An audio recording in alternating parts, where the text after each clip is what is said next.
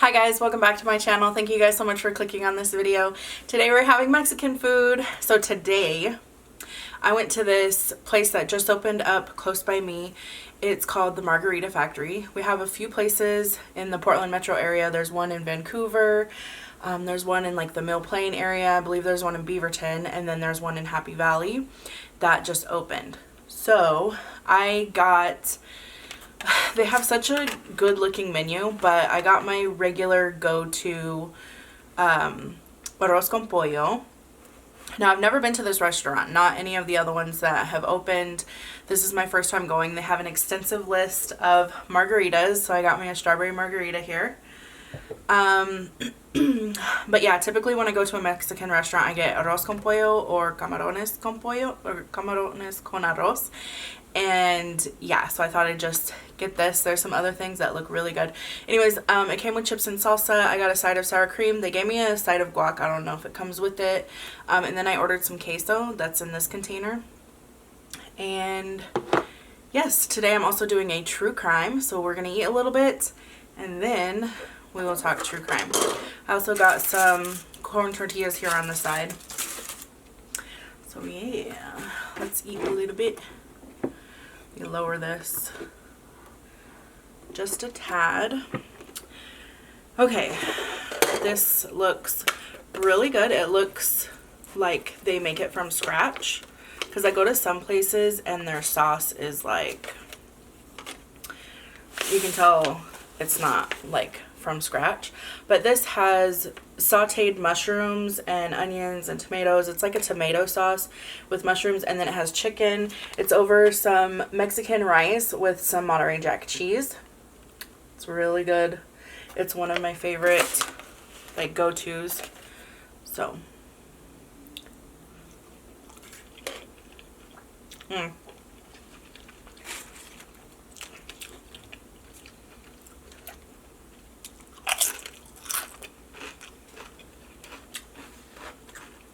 So restaurants just opened up, like, I want to say either today or yesterday for inside seating, because it was outdoor seating only. But yeah, so my margarita, I wasn't planning on getting a margarita, but when I ordered over the phone, she's like, would you like to add a margarita, because you can get them to go. Any adult beverage you can get to go. So I was like, sure. So it came in this container. It was sealed. Had like a zipper up top, and there was tape over it, because you know you're not supposed to drink and drive. And yeah, so I just like cut the top, and then I just poured it in a wine glass, because I don't have a margarita glass.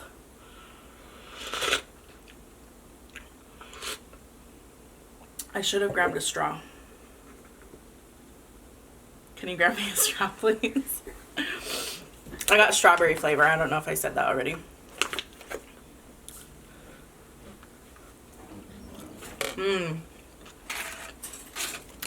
Alright, so the cheese comes in this container.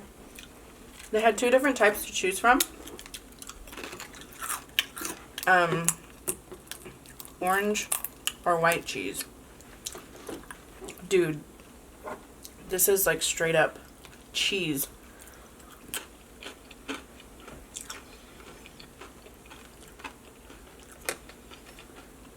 I thought it was going to be a sauce.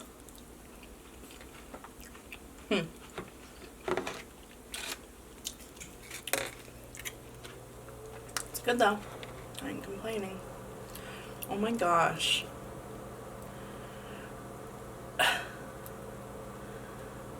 Oh yeah. Sophia did my nails.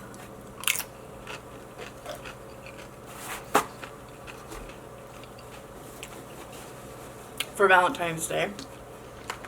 I'm not sure why they gave me this. Is this supposed to go in the cheese? I'm just going to put it in the cheese.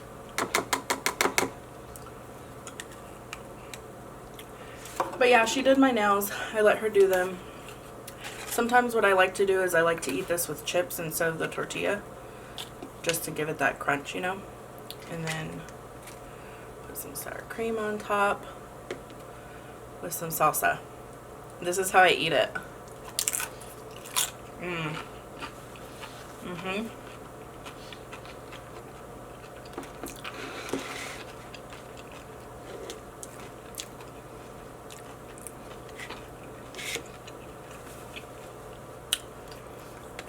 So, do you guys have any plans for Valentine's Day? I think it's funny how restaurants and stuff opened up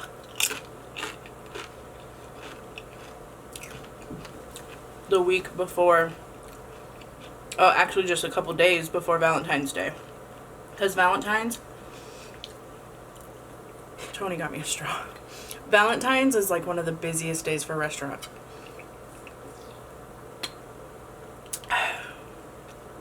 Should I put this right here?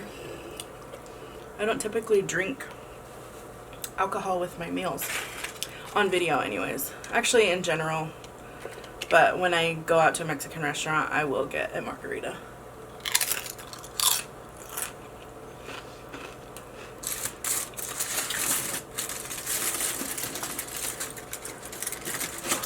Unfortunately, their tortillas are not homemade. But I will still make a taco.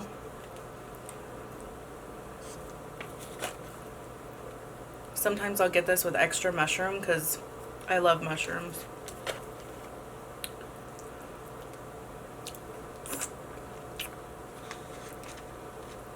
Put some sour cream on that.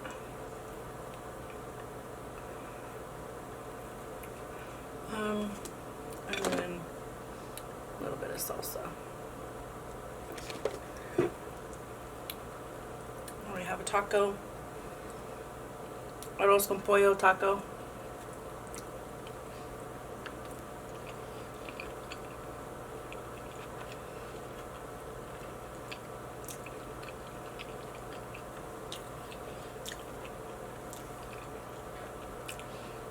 So Valentine's Day is this weekend, so I thought it'd be fitting to do a true crime around a crime that happened on Valentine's Day.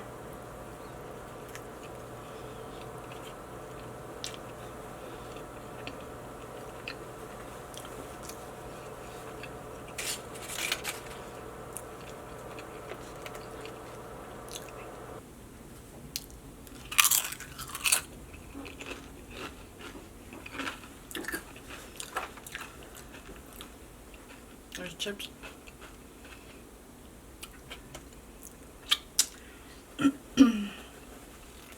So today's case is about Nathan and Denise Lewithald. They were both 39 years old. This took place in 2013.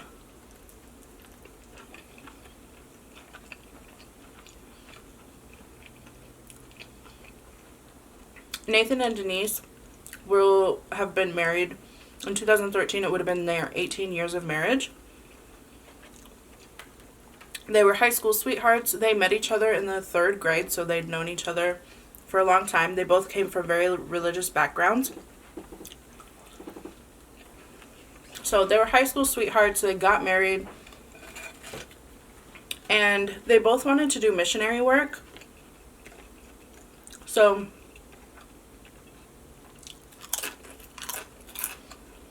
they also had 3 kids.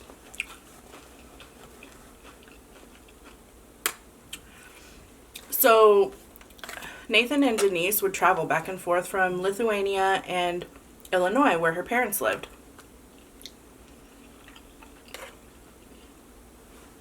They stayed in Lithuania for a while, and there they met a girl. Well, they met her family first, but there was a girl named Ina. And I'm not going to pronounce her name because I'm sure I'll butcher it. And I looked around to see how exactly to pronounce it, and I couldn't find how it was pronounced. So they met a girl named Ina. She was 6 years old, and when Ina met Denise and Nathan, they were 27 years old. So they're about 20 years apart. So they lived in Lithuania for quite some time, and then they eventually moved back home to Illinois, where they moved in with Denise's parents.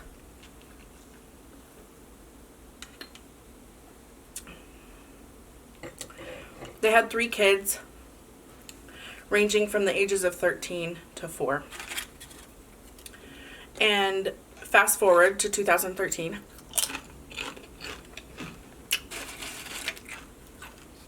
Nathan gets a phone call from his in-laws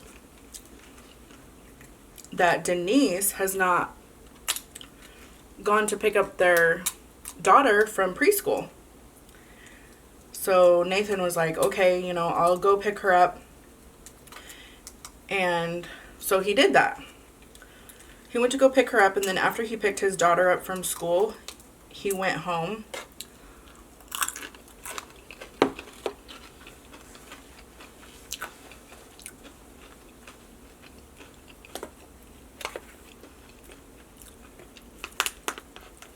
And throughout the day, he had been trying to text message and call his wife.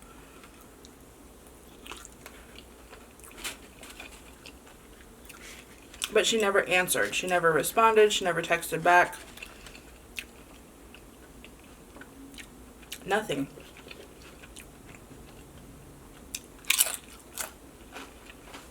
So, Nathan went to go pick up their 4-year-old daughter from preschool, and then he goes home.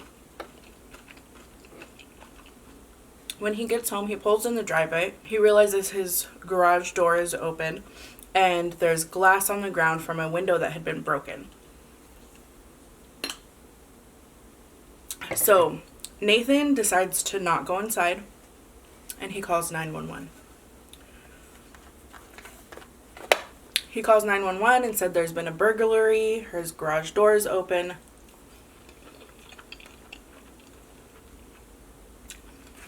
And that the police need to come. No mention of his wife might possibly be inside, nothing.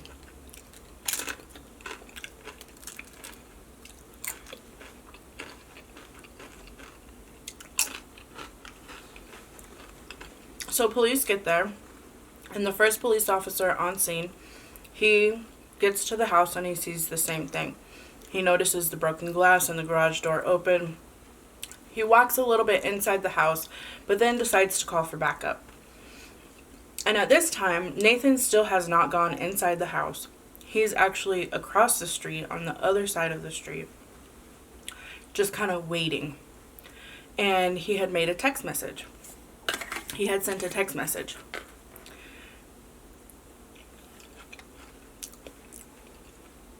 And we know this because we later find out from court records and everything. So, the first police officer on scene calls for backup. And when he calls for backup, because he didn't want to go in by himself in case the intruder was still there.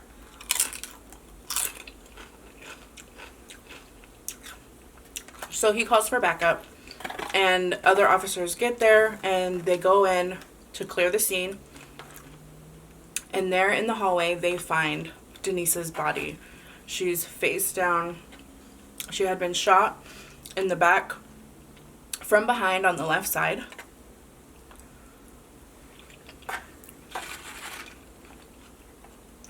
Her keys were found underneath her. It looked like she had just gotten home.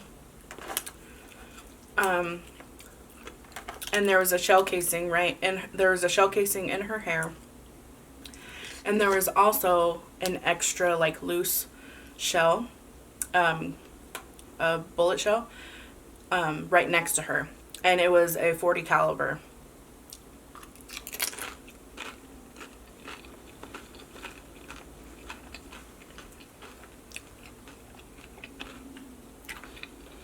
So once they find that, all of the officers get out of the house, and that's when they call in crime scene detectives.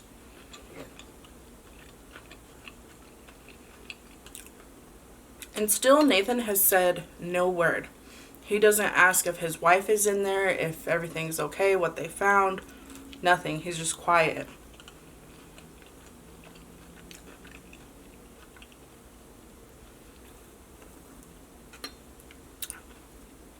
And the officer found that kind of strange.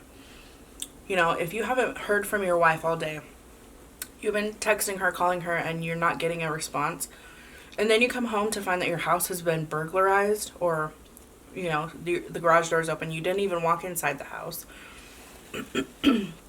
but you're not questioning whether or not your wife is inside the house, it's a little strange. So, of course, the first person detectives look to is the husband or the significant other, the wife, you know. They look to the person closest to the victim. Their kids are left with his in-laws.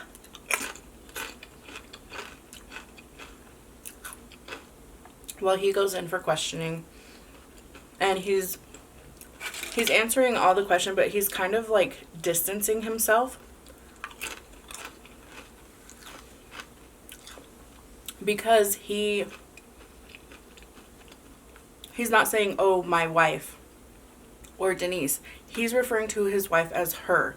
So when he's questioned about her, he says, you know, I didn't kill her. Instead of saying, I didn't kill my wife, I didn't kill my wife Denise, I didn't kill Denise, he's saying, I didn't kill her. Or he would talk to her and he would use like her and she.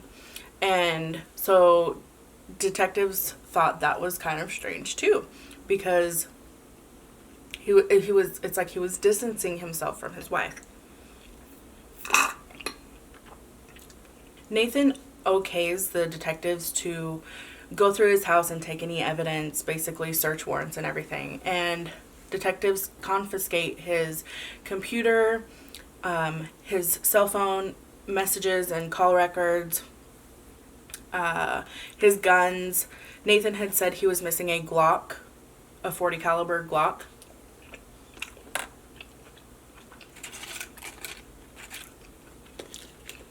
Which forensic analysis showed that's the caliber that was used to shoot and kill Denise. And this was all on Valentine's Day, February 14th, 2013. So, they also recovered Denise's planner. And in Denise's planner, they find Bible scriptures, you know, different appointments, typical stuff that you would find in a planner. But they also find a handwritten letter, or like a note, that was directed towards her husband.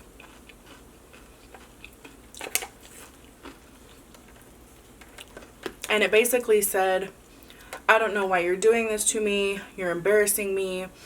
I know I'm weak, but I'm actually strong because, you know, how could you be with her? You're making me look like a fool, but I'm more brave than you think because I'm going to stay with you.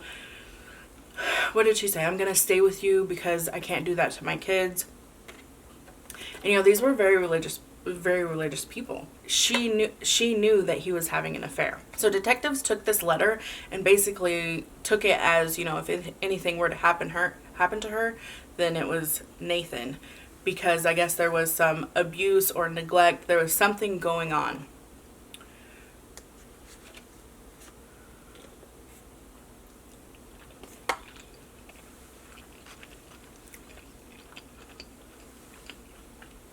So during the investigation, they find out that Ina, the girl from Lithuania, Nathan and Denise sponsored Ina to come over to the United States after she was finished school in Lithuania.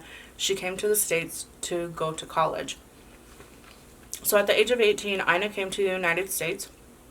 She went to a religious school in Florida, and there she attended classes.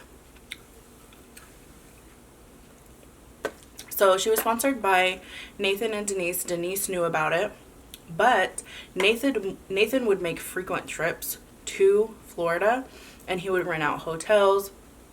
And Ina, she lived on campus at the Florida college that she went to, but she ended up getting kicked out because there was so many nights. I don't know what the regulations or rules or whatever was, but you know, she wasn't staying on campus. She was staying with somebody else in a hotel, which was frowned upon. So she ended up getting kicked out. And when that happened, Nathan moved her to Chicago. So she was a lot closer. She was a lot closer to where Nathan and Denise lived.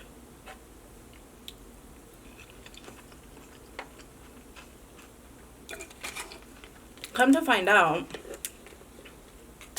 Nathan and Ina would go to spas together. He would take her shopping.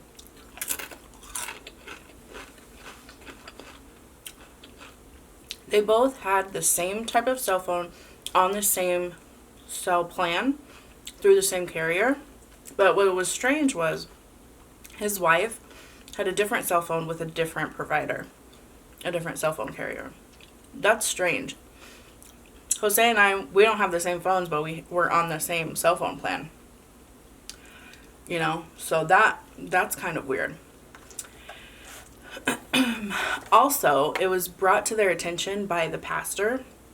The pastor brought Denise and Nathan in and told Nathan, hey, people have seen you and Ina around town, you know, it doesn't look very good. People have seen her in your car when it's just you and her. You are married to Denise, you know, it doesn't look very good. It's not a very holy thing to be doing.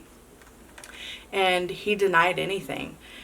Ina also denied having an affair with him. But if it looks like a duck, quacks like a duck, smells like a duck, it's obviously a duck. Right?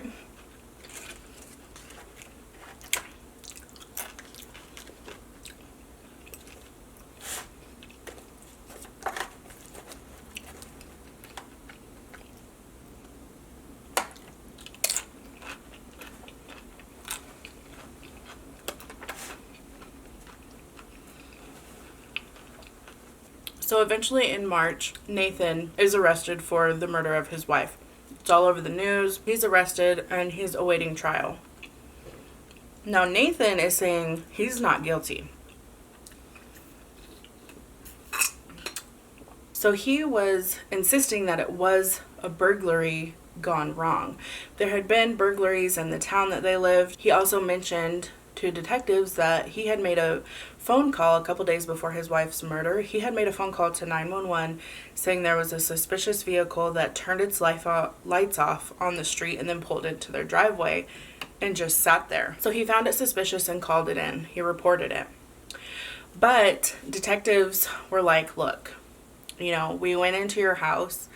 The kitchen cupboards were, the drawers were placed neatly on the ground. First of all, the kitchen is like not a place that burglars would go to. They're going to go to the bedrooms or the living room, you know. Kitchen is like the last place they would go to. You know, it didn't look like a burglary. It looked like it was staged. Denise's wallet was still inside of her purse. She had, I believe it was like $50, and that wasn't stolen. There was a little bit of jewelry that was stolen. His gun was stolen. But everything else, like the TV, VCR, other electronics that were not stolen. There was $300 worth of cash that they had as like a little savings. That wasn't stolen. And also the burglaries or home invasions in that area at that time did not involve murder. Like nobody got murdered. I also forgot to mention that her car was stolen. So when detectives got there, they realized that her car was stolen. So they were on the lookout for Denise's car. Nathan had his own car, and he rarely ever drove Denise's car. So the police were looking for Denise's car. They eventually found it about 10-15 minutes away at a park, and it was just parked there. They found the keys to the vehicle in a nearby garbage can, and they thought that was a little strange because usually if, you know, somebody's car is stolen, they're going to take it far away. Whoever stole the vehicle is going to take it far away into another town, you know, not 10 to 15 minutes away. Well, there was a neighbor who lived close by Nathan and Denise, and she had, once she learned of Denise's murder, she had called in to report a suspicious person that she saw walking away from the park where Denise's car was found. And she said she had her husband stop and get a close look. Well, didn't stop, but had her husband slow down and get a close look at the man. She said he looked scruffy. He was wearing a black hoodie. And she had her husband slow down so she could get a good look at him because, you know, he was kind of suspicious looking. It's not a road that people would normally like walk on. And the reason why she did that is because she thought that maybe he would break into their house because he saw that they were leaving. And so she just did that. And so police brought her in and had her pick out from a lineup the person who she saw, and she picked out Nathan. Nathan said he had an alibi. He said he went to Starbucks. He went to a gas station. He went to Starbucks a few times, and video cameras, video surveillance corroborated that. But a jail inmate that Nathan was with while he was awaiting trial basically snitched on him. He was a jailhouse informant, and detectives were trying to get as much information from this jailhouse informant for him to get from Nathan. And he did. And Nathan was just like, Nathan told him everything. Hey, you know, I wanted to be with Ina. It was kind of like a Valentine's Day gift to her that, you know, my wife be out of the picture, which is disgusting. That's like, who would want that as a Valentine's gift? But whatever. I don't know. People do strange things for love, and obviously he thought he couldn't just divorce his wife because he's in, you know, he's religious. They don't believe in that. The church doesn't believe in that. And in order to get rid of his wife, he had to murder her so he could be with Ina. They basically got a confession from the jailhouse informant. Detectives told the jailhouse informant, hey, now we need to get the gun, the weapon, some of the things that went missing. And the informant went and talked to Nathan, and Nathan gave it up. He's like, hey, if these things happen to show up on the streets, it'll look like, you know, maybe somebody else did it and not me, and kind of like they'll ease up off of me, you know. And so they ended up retrieving the gun. I couldn't find where they found it at or where he hid it or what happened, but it turns out that was the gun that was used to kill her. And Nathan told the informant that what had happened that day, he had, instead of going to work, he had waited at home for his wife to get home. He hid in a closet with the gun, and as soon as she got home, they exchanged some words, and he just shot her from behind in the left side of the head. Just very cold-blooded, and just didn't care. You know, he wanted her gone. He wanted to be with this girl that he met when she was only 6 years old. So to me, he's like a predator also, you know. During Nathan's jail time, before the trial, he would also make phone calls to Ina, and they would speak in Lithuanian. And he would basically groom her to telling her what to say if she was asked, you know, basically to deny that they were in a relationship and that he was her sponsor, and that Denise knew about it, and that Denise loved her. Denise supported her. Denise is the one that wanted him to buy her things. So things are not looking very good for this guy. This guy was not smart at all.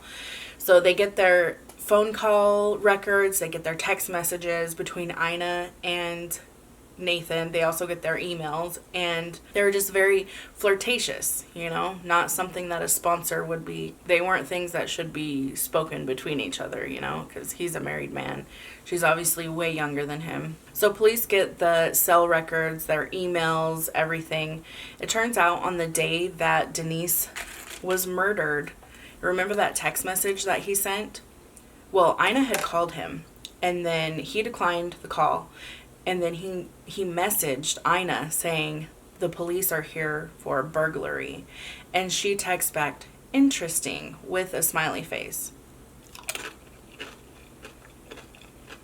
So,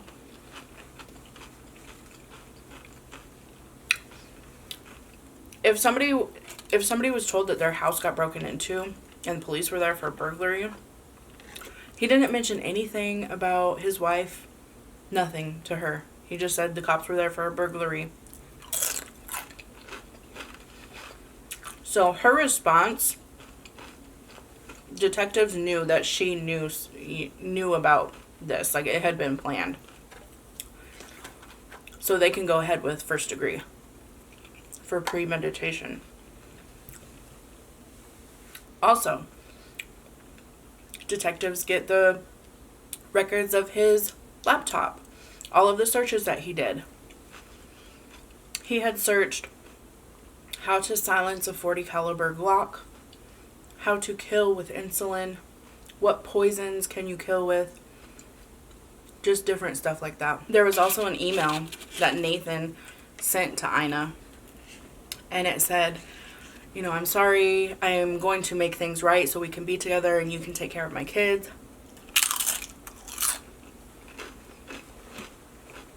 And all of these things were deleted, but detectives were able to recover them. Multiple text messages, multiple phone calls, and emails that were deleted between the both of them, but they were able to be recovered.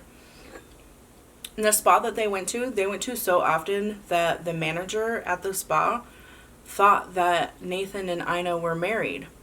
Nathan would take Denise to that spa sometimes too, but she never thought in a million years that that would be his wife.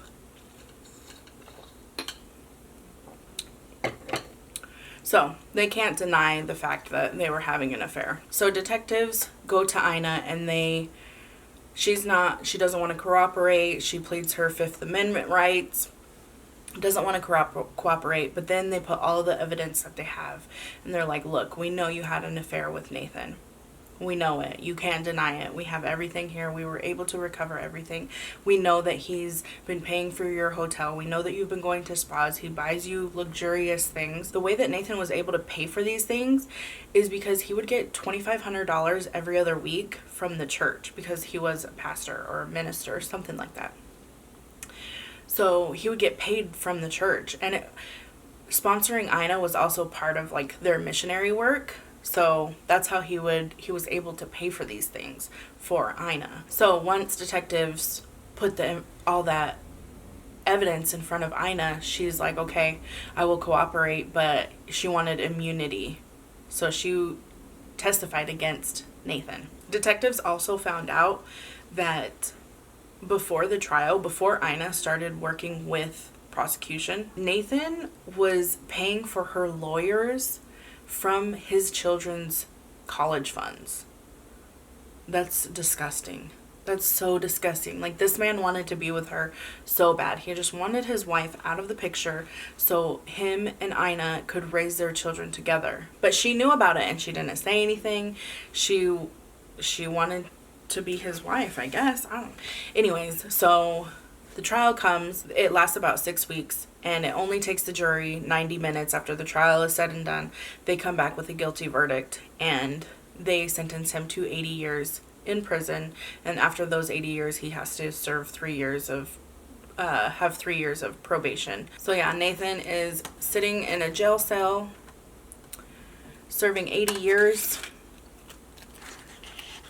Because he didn't want to be with his wife, and instead of divorcing her, he killed her as a Valentine's Day gift to his mistress.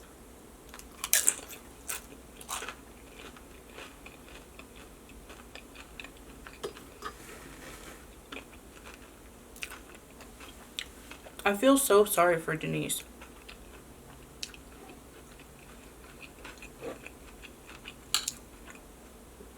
Because if he was any kind of man or husband, instead of taking that $2,500 that he got from the church, why not take that and move your wife and kids out of your in-laws' house and be on your own? But instead, he paid for Ina to have this lavish lifestyle, which wasn't really that lavish, but it was more than Denise ever got. I don't even know what to say. Like, on Valentine's Day, like, you're supposed to be getting your wife flowers and chocolates, not a bullet to the head. So sad. So sad. Now their 3 kids, they lost their mother and they lost their dad. I wonder if they talked to their dad. I wasn't able to find any information because they're minors, of course. Ina, also, I wasn't able to find any information. She probably got deported, I'm assuming, because Nathan was her sponsor, and if he got sent to jail, I'm sure the church wasn't going to keep supporting her, so she probably got sent back to Lithuania. Alright guys, I hope you guys enjoyed this meal with me. Let me know what you guys ate along with me. If you guys have heard about this case, if there's any information that I left out, go ahead and leave it in the comments down below, and because I'm sure I left something out. I tried to do it off the top of my head, so it was kind of like, I felt like I was kind of all over the place. But yes, I hope you guys enjoyed this meal, and I will see you guys on Sunday with a brand new video. Bye!